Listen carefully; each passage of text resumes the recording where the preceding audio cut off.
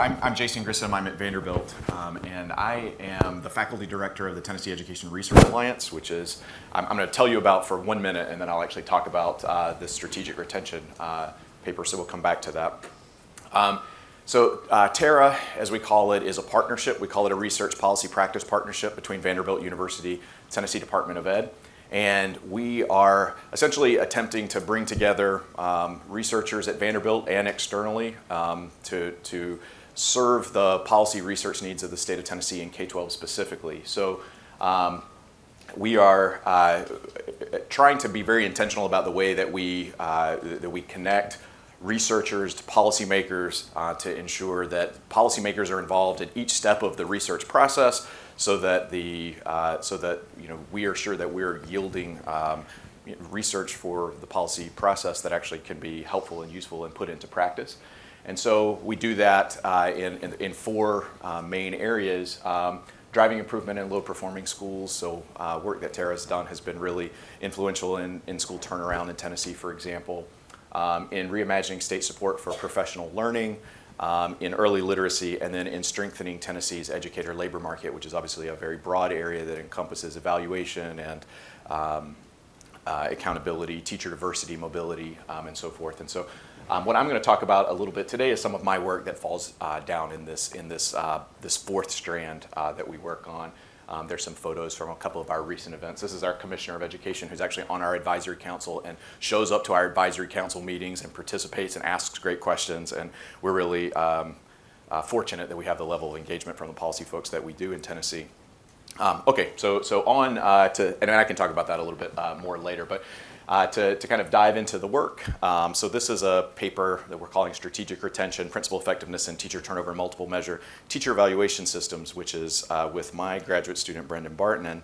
And the motivation here is that everybody in this room is probably going to be familiar with, is that we know that teacher turnover in general has negative effects on school outcomes. That's one important fact. A second one is that the quality of school leadership is really among the most important predictors of teacher turnover. We know that leaders matter a ton for whether or not teachers stay in their schools or not.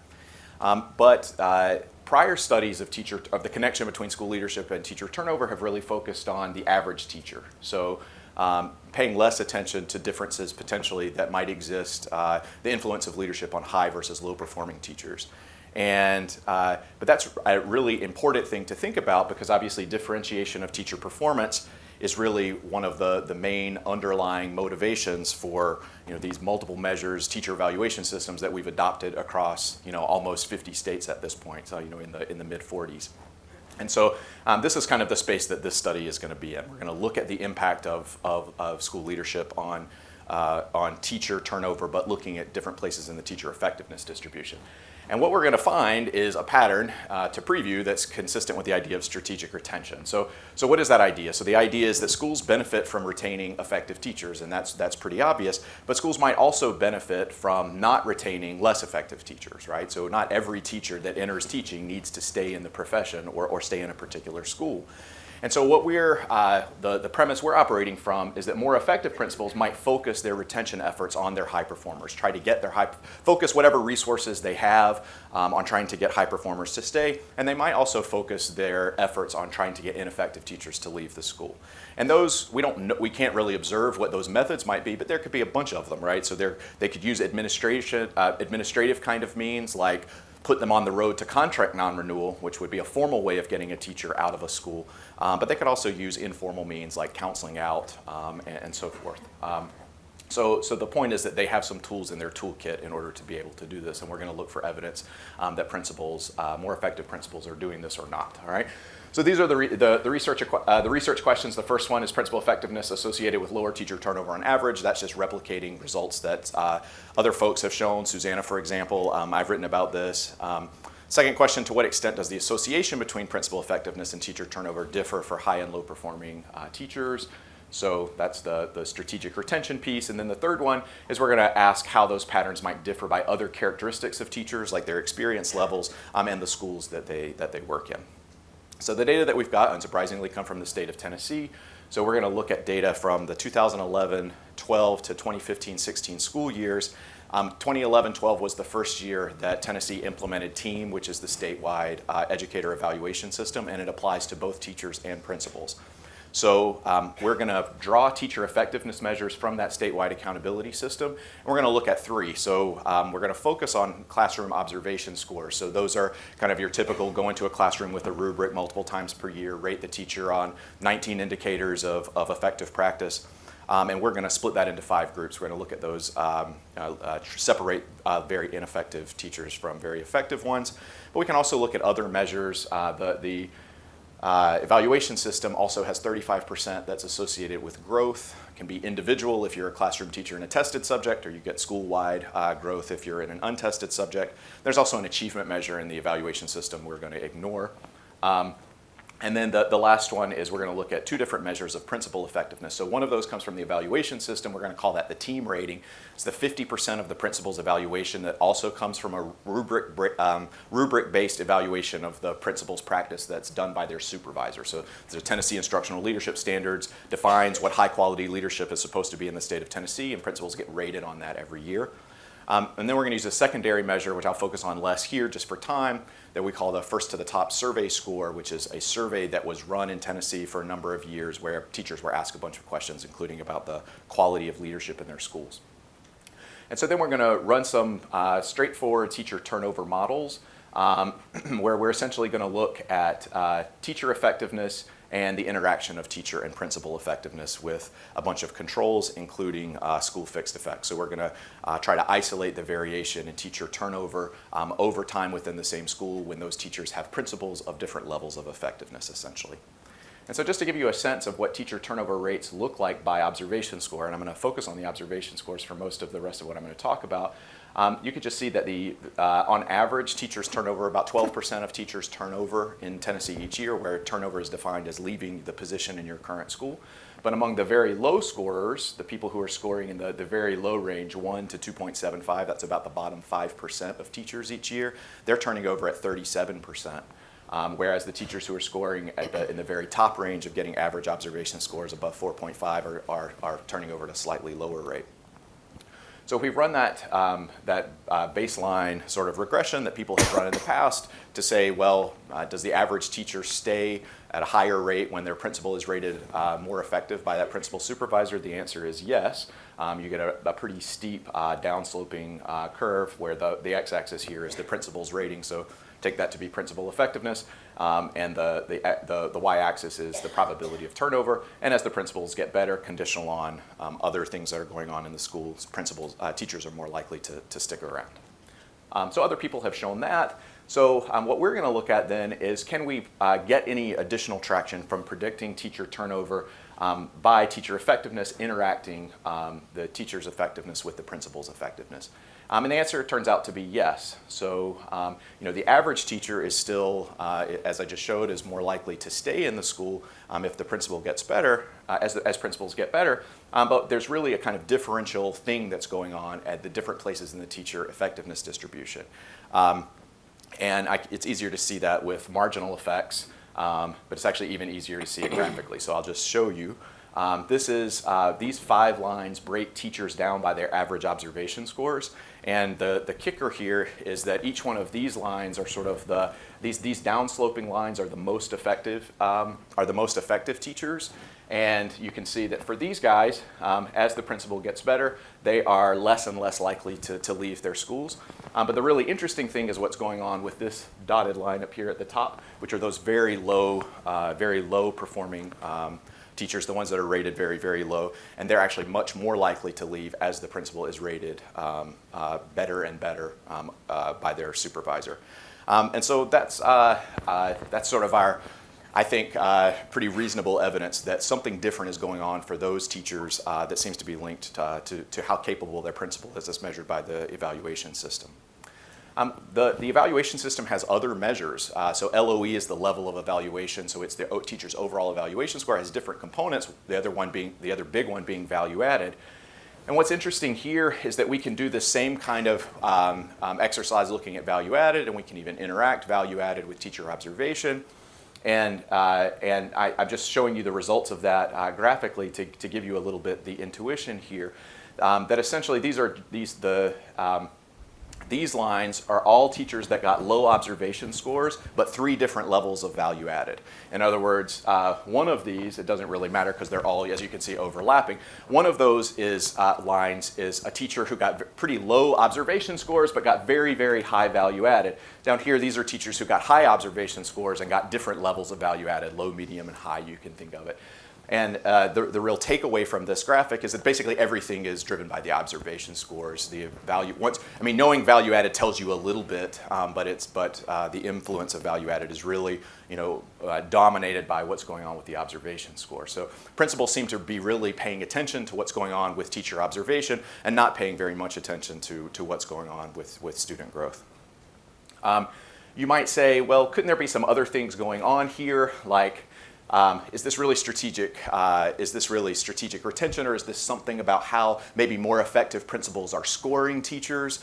And that would be possible, and I won't even talk about the numbers up here. There, you can gaze at them for 15 seconds while I sort of describe the patterns here. And the patterns here are basically, principals who get very low ratings and principals that get very high ratings generally give identical scores to teachers across the effectiveness distribution.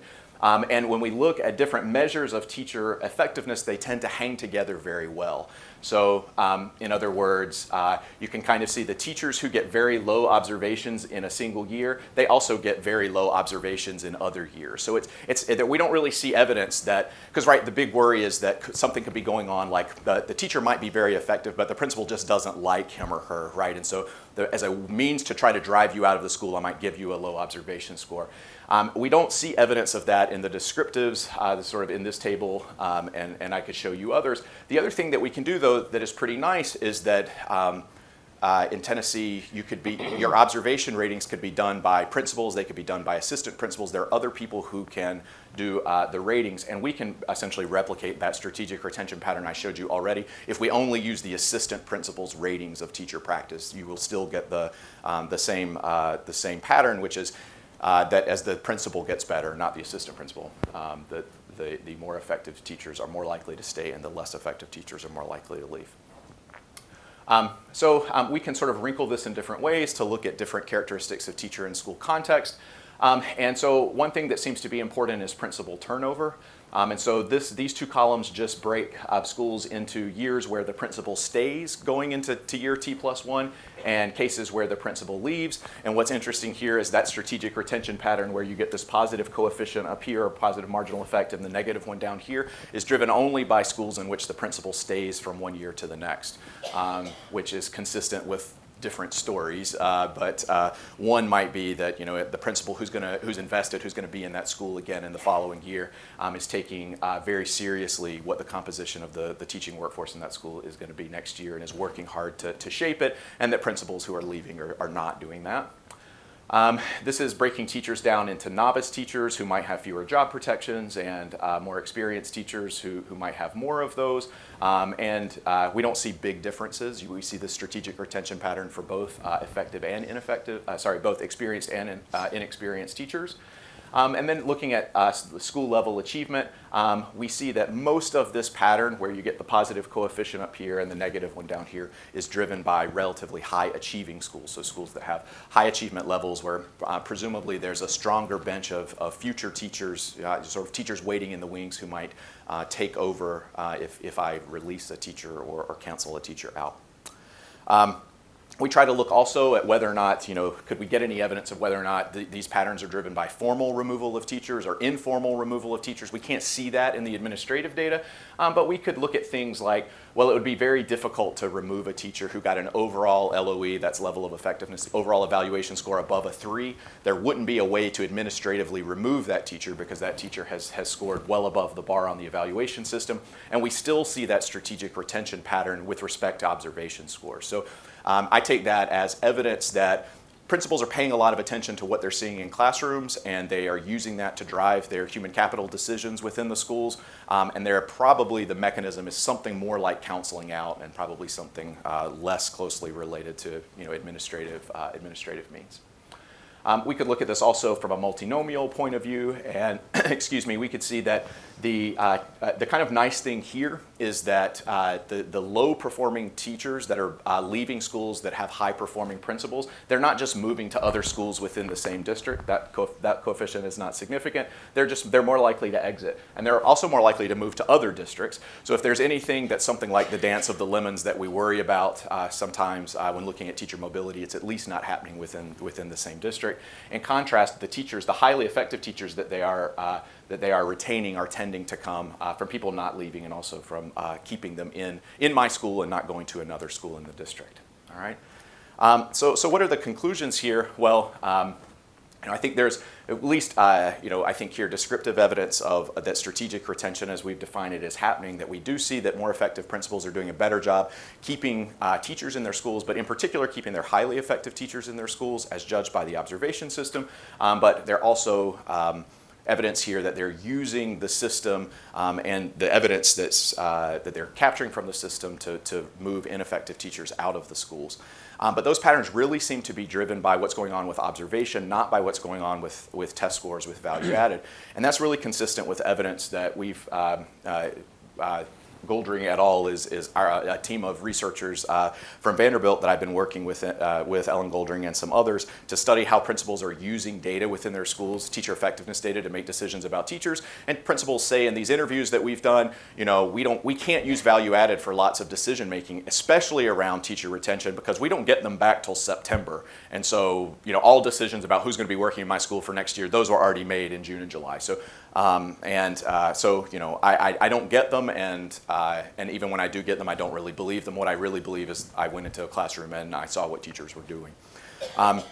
And so I think the other kind of takeaway from this is that principals are really a key component of the theory of action that are linking evaluation systems based on multiple measures to this potential to reshape the teacher workforce. And so, the rhetoric is that these systems aren't really working because we're not seeing a lot of teachers identified by the system as ineffective, and so we're not seeing the system push ineffective teachers out. But in fact, maybe what's going on is, yes, we don't see that because we don't see lots of teachers getting overall ones on the evaluation system, but still we see ineffective teachers that are getting low observation scores. They are doing something different in their schools, and they're especially doing that where principals seem to be more capable. And so I think part of the message here is if you want the evaluation systems to really be successful in trying to reshape the teacher workforce, then one place you need to look is what's happening in the principal's office.